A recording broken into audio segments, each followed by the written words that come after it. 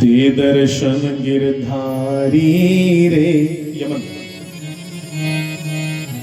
दे दर्शन गिरधारी रे तेरी सांवरी सूरत पे मैं वारी रे तेरी सांवरी सूरत ओ तेरी सांवरी सूरत पे मैं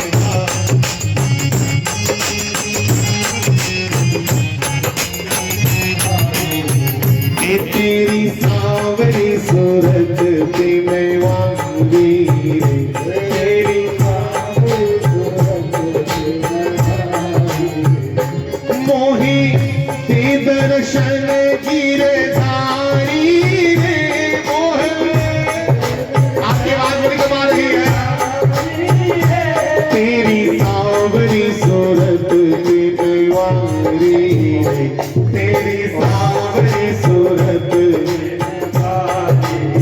गाते समय थोड़ा रिपीट दे दिया करो भैया गाते ही दिया करो तेरी सांवरी सूरत पे मैं वारी तेरी सांवरी सूरत पे मैं वारी बताइएगा तेरी यमुना तट हरि तेनु चरावे यमुना तट हरि तेनु मैंने कहिया यमुना तट हरि धेनु चरावे यमुना तट हरि मधुर मधुर स्वर वेणु बजावे मधुर मधुर और तेरी तांबी कंवरिया ताली रे तेरे तांबी कंवरिया तेरे तांबी कंवरिया ताली रे तेरे तांबी कंवरिया तेरी सांवरी सूरत पे मैं वारी तेरी सांवरी सूरत पे मिल के गाइएगा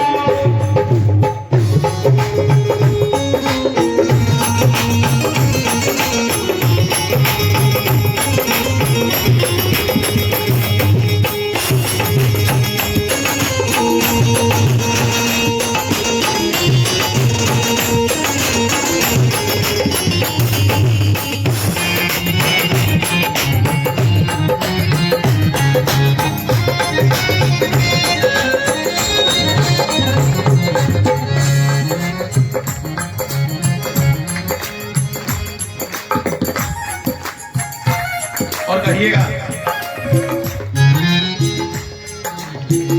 मोर मुकुट पीतांबर सोहे मोर मुकुट पीतांबर सोहे मोर मुकुट पीतांबर सोहे मोर मुकुट पीतांबर और ये देख रूप मुनि गण मन मोहे देख रूप मुनि गण मन बंधुओं ये साधु महात्मा जिनको अपने बच्चों से अपने परिवार से भी मोह नहीं होता पर श्री कृष्ण जब धरती पे आए हो भगवान तो बड़े बड़े महात्माओं का मन भी मोहित हो गया सब लुट गए इसकी अदा को देख करके से कहिएगा देख रूप मुनि गण मन मोहे देख रूप मुनि गण मन मोहे क्योंकि तेरे जुल्फ कुंडल पे मैं वारी रे तेरे जुल्फ कुंडल पे मैं वारी रे तेरी सांवरी सूरत पे मैं वारी तेरी ओ तेरी सांवरी सूरत पे मैं वारी रे तेरी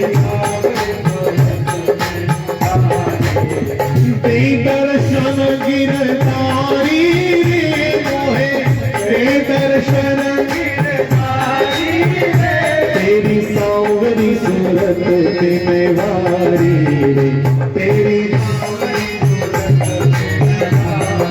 और सुनिएगा अंत में कहा, ब्रह्मानंद जी का भजन है ये, ब्रह्मानंद जी ने लिखा है कि भगवान राक्षसों को मारने के लिए धरती में नहीं आते भैया, वो तो बैठे बैठे अपने गोलोक धाम से, वैकुंठ धाम से मार सकते हैं खाली संकल्प शक्ति से। जो अपने माथे की त्योरी से जिड़ा गुस्सा करे, क्रोध करे, मथे वट पा ते समुंदर भी डरन नहीं पुंदे, त्राहिमाम, भगवान क्रोध मत करना। उसको क्या जरूरत अवतार लेने की, बैठे बैठे भस्म कर सकता था कंस को, रावण को। क्यों आया?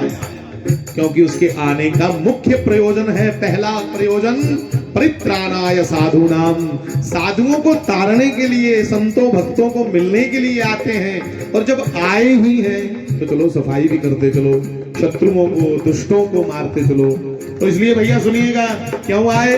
भक्त है तू हरि रूप बनाया, के भक्त है तू हरि रूप बनाया, ब्रह्मानंद मेरे मन आया, ब्रह्मानंद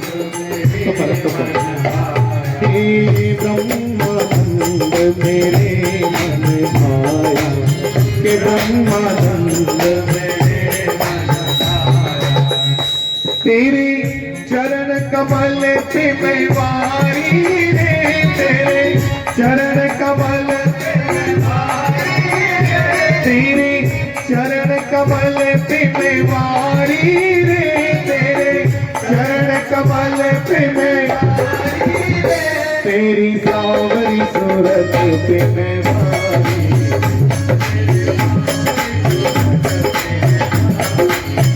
तेरी सावरी सूरत पे मैं वारी,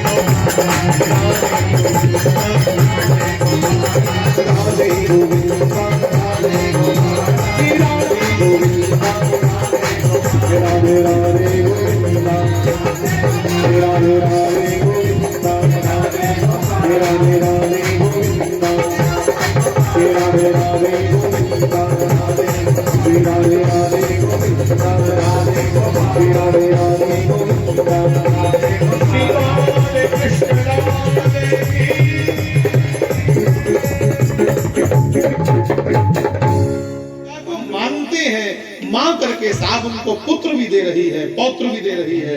ते जेड़े समझदे छड़ा पानी है, उनके खेतरे च छड़ा पानी के लगा गंदा, उनके लिए मां नहीं, मां उनके लिए जिनके अंदर धारणा है। तो बोलो कल्प वृक्ष स्वरूपाय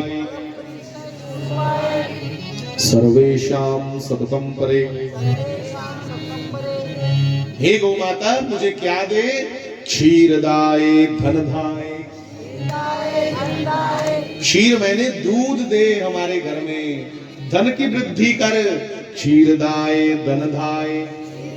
और क्या दे? बुद्धिदाय नमो नमः। तू बुद्धि प्रदान करने वाली है। और कहा शुभाय च सुभद्राय गोप्रदाय नमो नमः। यशोदाय कीर्तिदाय। हमारे परिवार को यशस्वी बना मां गौ माता, हमें कीर्ति प्रदान कर। धर्मधाय नमो नमः।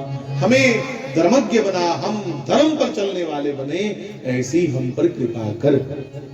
ऐसी है माता सुरभि गौ माता। तो बंधुओं भगवान कृष्ण नन्हे से हैं 4 साल के, तो कहा ए सुरभि मैया, जिस कृष्ण को देखने के लिए सारे देवी देवता ललायत हो, वो कृष्ण जिसको वो बाज मारे। साहब सुरभि मैया दौड़ के गौशाला में उस गऊ में प्रवेश कर गई, उसकी शक्तियां उस गऊ में प्रवेश कर गई, जिस गऊ को भगवान ने थपथपाया और कहा मां मुझे अमृतमय दूध दे। मेरी मां मुझे छोटा समझती है, मैं बताऊंगा मैं भी बाल्टी भर के दूध निकाल लेता हूं। जिन्हें आखे ना मुझे अमृतमय दूध दे, तो साहब सुरभि की कृपा से, उस गौ माता की कृपा से, गौ के चारों थनों से कृष्ण ने आज्ञा की, अमृत के समान कलकल करता दूध बहने लगा और देखते देखते बाल्टी भर गई और प्रोची दे गई, भर तो गई, बंदना हो, बंदनी हो। तो भगवान ने जानबूझ के बच्चों जैसी लीला की कि कोई मुझे पहचान ना ले, कोई पहचान ना ले। तो भगवान दौड़ के यशोदा मैया के पास गए, ओ मैया मेरे साथ चल, मुझसे कुछ गलत हो गया गौशाला में। क्या गलत हो गया लाला? पता नहीं मां, हो सकता है मुझे शुरू करना ना आता हो, स्टार्टअप कुछ गलत हो गया, मैंने गलत स्टार्ट कर दिया।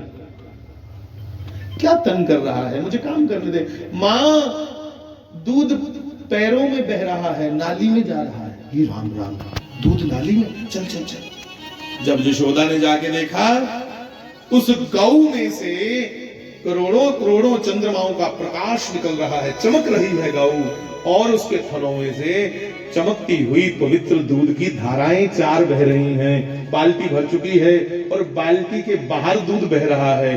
मां यशोदा ने और कृष्ण ने जितने बर्तन आसपास थे सब भरे, फिर भी दूध बंद ना हो। निके निके जिन्ने डब्बे पे रहे, जग पे रहे, मग पे रहे, कोलियां गिलास सब परी सोचे, लाइन लगी, दूध बंद नहीं हुई। अब क्या करें मैया? मैया डर गई और मेरी माताओं को आज भी बड़ा बहम रहता है। मां यशोदा को पसीना पड़ गया और अपनी साड़ी के पालों से पंखा करती हुई दौड़ी, ओ नंद महर, ए नंद महर, नंद बाबा को आवाजें दे। नंद ने सोचा ना जाने लाला को कुछ ना हो गया हो। क्या हुआ यशोदे? बोली क्या सुनाऊं, तुम्हारी गौशाला में कोई टूना कर गया। ये टूने वाला वहम बड़ा मेरी मां में, वो क्या जाने मां यशोदा भोली भाली कि सबसे बड़ा टूना करने वाला तो तुम्हारा अपना लल्ला है। कौन टूना कर गया? अरे गौशाला में कोई टूना कर गया, ऐसा कोई जादू कर गया, सुमंत्र कर गया, हमारी गैया मैया को कुछ हो गया है, उसका दूध बंद नहीं हो रहा। अच्छा, बाबा नंद आए दौड़ते हुए तो देखा मां गौ सुरभि माता चमक रही। नंद बाबा ने लेट करके प्रणाम किया गौ माता को। अरे यशोदे तू समझी नहीं क्या? हमारी गौशाला में मां सुरभि की कृपा हुई है, क्योंकि गौ भक्त थे नंद बाबा, समझ गए ये सुरभि मैया का चमत्कार है। ये तो ठीक है नंद महर, पर ये दूध शुरू कैसे हुआ? शुरू तो मैं भी नहीं जानता। हरियो लाला। कृष्ण छुपते छुपते आए, यशोदा के पीछे छुप गए। बाबा बेटा ये शुरू कैसे हुआ? तुमने तो नहीं कुछ कहा मां को। बाबा मैं तो तुम्हारी नकल कर रहा था, सोच रहा था कि बाबा नंद रोज थपथपा करके गौ को बोलते हैं अपना अमृतमय दूध दे, तेरी नकल कितनी ही, पर तेरे बारी ते बाल्टी पर ये बंद हुई ना, मेरी बारी बंद नहीं होना। अच्छा, तो नंद बाबा ने आंखें बंद की तो याद आ गया इसी गौशाला में जिस दिन इसका नामकरण संस्कार हुआ था, इस कृष्ण का हमारे गुरुदेव शांडिल्य और वसुदेव जी के गुरुदेव गर्गाचार्य जी ने जब कृष्ण का नाम रखा था, उस दिन उन्होंने कहा था कि नंद इस कृष्ण को साधारण बच्चा मत समझना, ये बच्चा नहीं है, ये जगतपति है, पूरे ब्रह्मांड का नायक है, इसको बच्चा मत समझियो। चेताइया ये बच्चा नहीं, ये परमात्मा। यशोदा कुछ याद आया? नहीं नंद, याद कर हमारे कुलगुरु शांडिल्य मुनि ने और गर्गाचार्य जी दोनों आए गौशाला में नाम रखने के लिए हमारे लाला का। तो उन्होंने कहा था इस कृष्ण को साधारण मत समझना, ये मुस्कुरा के जिसकी ओर देख लेगा क्षिप्रम भवति धर्मात्मा, ये उसको धर्मात्मा बना देगा। ये कोई साधारण नहीं है, इसने सुरभि का आवाहन मेरी नकल करके किया। मैं तो हाथों से दूध निकालता था, इसके आग्रह पर, इसके कहने पर सुरलोक से देवलोक से माता सुरभि उतर के स्वयं प्रवेश कर गई है। इसको प्रणाम कर गौ को। यशोदा ने कहा प्रणाम तो करो, पर नाली में दूध बह रहा है, इसका कुछ करो। पातुम ना नाली से दूध बुलाना, तो फिर क्या करें? कहा तू इन्या कर कृष्ण जी बाबा, ये शुरू तू कराई ही खेड जी बाबा, ते पुत्र हम बंद भी तेरे को लगानी है, साढ़े आखे न हो बंद होनी, क्योंकि तू किसी बखरा है। चल जैसे शुरू करवाई वैसे बंद कर। बंद हो, अब वैसे बंद करवाने के लिए क्या किया? नंदन श्री कृष्ण ने गौ माता को कहा, ये सुरभि गौ माता, मेरे बाबा और मेरी मैया मान गए हैं कि मैं बड़ा हो गया हूं। बिचो बच्चे देखड़ी गल बना रही ना, मान गए हैं मैं बड़ा हो गया हूं, तेरी लीला से हम प्रसन्न हैं, बस अपनी लीला को यहाँ विश्राम कर दो माता। और गौ माता के भीतर सुरभि माता जो प्रवेश कर गई है, उसने हाथ जोड़ करके कहा धन्य हो कृष्ण, आज तेरे दर्शन करके मैं भी धन्य हो गई, ऐसे ही मुझे बुलाते रहना। भगवान को प्रणाम किया, भगवान ने गौ माता को प्रणाम किया, और ये भगवान की लीला रुक गई, दूध रुक गया। जिला दूध रुक गया तो तुरंत भगवान ने अपना पासा पलटा, मां जी बेटा अब बता मैं बड़ा हुआ हूं, ओ ना बड़ा या नहीं? माता ना के पुत्रा तेरी दाढ़ी गुरेटे ढज गया जब मेरी, हाँ? तू बहुत बड़ा हो गया है। अच्छा बड़ा हो गया हूं तो आज्ञा दो, कल से गोचारण करने जाऊं। तो माता ने कहा कल से नहीं, गोपाष्टमी का दिन आने दे। गोपाष्टमी के दिन गौ माता का पूजन करके, ग्वालों का पूजन करके, फिर मोर पंखा लेकर के गौ की रज तेरे माथे पे लगा करके तुझे गौ चराने के लिए भेजूंगी। साब गोपाष्टमी आई, कृष्ण के द्वारा गौओं का पूजन हुआ, ग्वालों का पूजन हुआ, मोर पंखा दिया कृष्ण के हाथ में, कांधे पर बड़ी प्यारी कंबली रखी, काले रंग की है, कितने छोटे से एक कारा चरवाल, चरवाल समझ गए, जिड़ा डंगर चार है, गोवा चार है, उसी आधे चरवाल, छोटे से बड़ा सुंदर रूप सजा।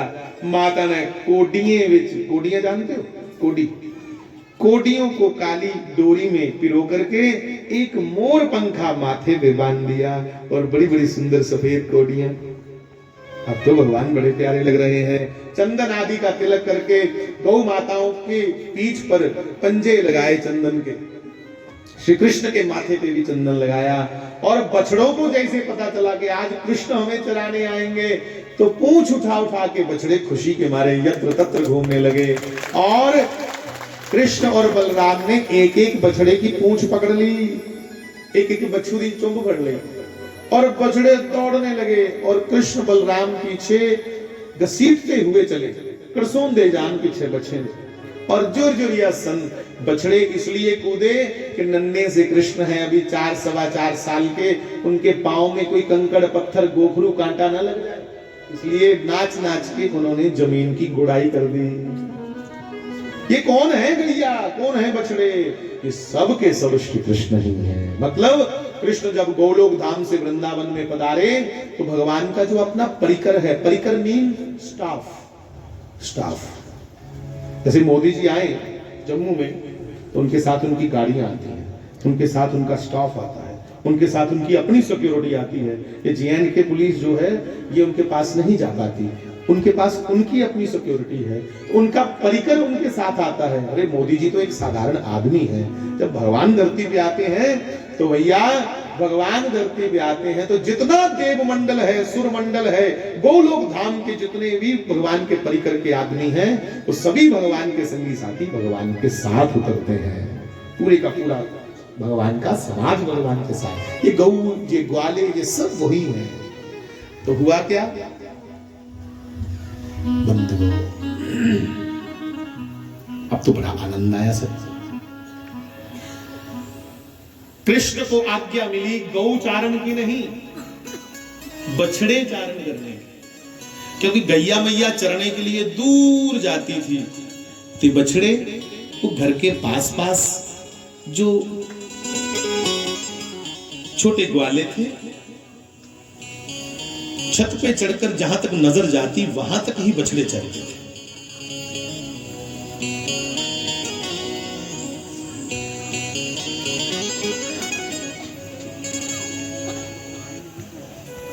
तो बछड़े चराने की आज्ञा इसलिए मिली कि छत से सभी ग्वाले और कृष्ण दिख जाए, दूर नहीं भेजना।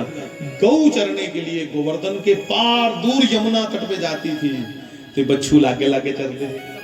अब श्री कृष्ण बड़ी सुंदर कांधे पे कांवरी रखी है, कमली रखी थी, छोटा सा डंडा पकड़ा है टेढ़ा सा, और बड़े प्यारे ग्वारिया लग रहे हैं, छोटे से गौ चराते हुए जा रहे हैं। भगवान बछड़े चराने के लिए जाते हैं, गैया नहीं, अभी छोटे हैं, अभी बछिया बछड़े यही चराने के लिए जाते हैं। इतने प्रसन्न कि मुझे गौ सेवा मिल गई।